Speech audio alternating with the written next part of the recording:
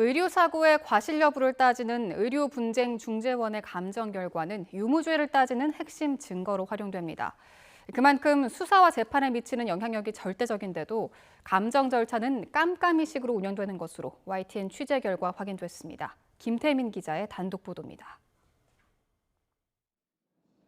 병원에서 의료사고가 나면 수사기관은 과실 여부를 따지기 위해 전문 감정을 의뢰합니다. 가장 권위 있는 곳은 보건복지부 산하 의료분쟁조정중재원입니다.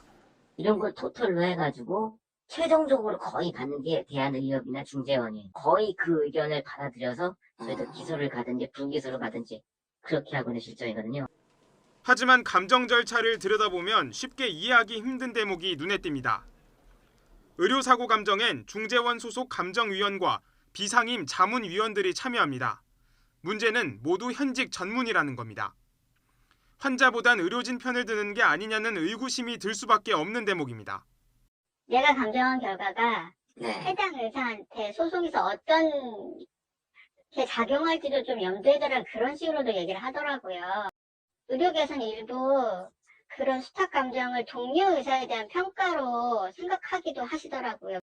더구나 자문위원 선정 과정은 비공개라 학연과 지연 등을 따져 회피 신청을 할 수도 없습니다. 최종 감정서엔 누가 감정에 참여했는지조차 기재되지 않습니다. 환자 입장에선 완전 깜깜이인 셈입니다. 감정 결과서 회보서에 감정을 한 사람의 이름이 나오지 않습니다. 투명하지 않잖아요.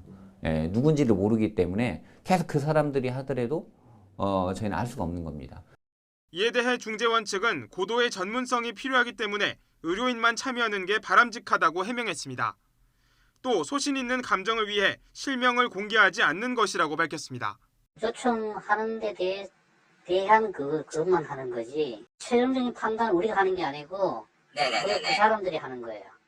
하지만 중재원의 감정 절차를 지켜본 전문가들은 입을 모아 개선 필요성을 지적했습니다. 과실이라든가 인과관계에 대해서 원래 교육을 받으신 분들이 아닙니다. 의료인이 감정에 대해서 아무런 교육을 받지 않았는데 잘못이 있다 없다 하는 이런 판단까지 하고 있어서 외부인에 지나치게 의존하는 대신 중재원의 자체 감정 역량을 키워야 한다는 목소리도 나옵니다.